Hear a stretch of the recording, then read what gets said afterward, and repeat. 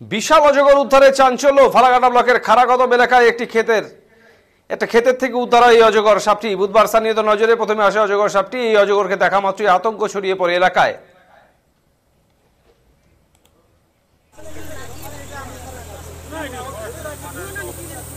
খবর পাওয়া মাত্রই ছুটে আসে ডালিমপুর এলাকার সর্পপ্রেমী অরূপ রতনগিরি। তিনি এই অজগর সাপটিকে উদ্ধার করে নিয়ে আসেন। এরপর দলগাঁও রেঞ্জের বনকর্মীদের হাতে এই অজগর সাপটিকে তুলে দেন সর্পপ্রেমী অরূপ রতনগিরি।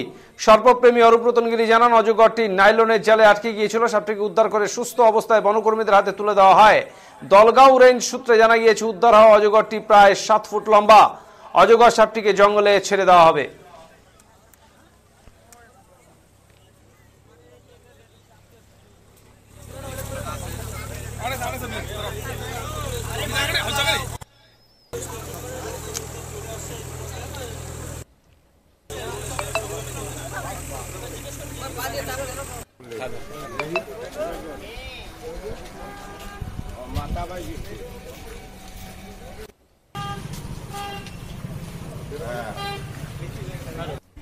এটা বার্মিস পাইথন।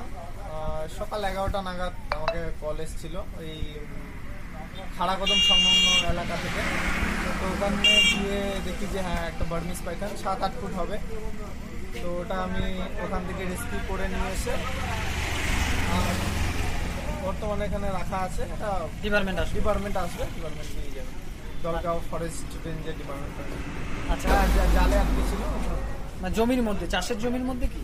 হ্যাঁ, আপনার নাম? অরূপ রতনগিরি। আপনার বাড়ি ডালিমপুর।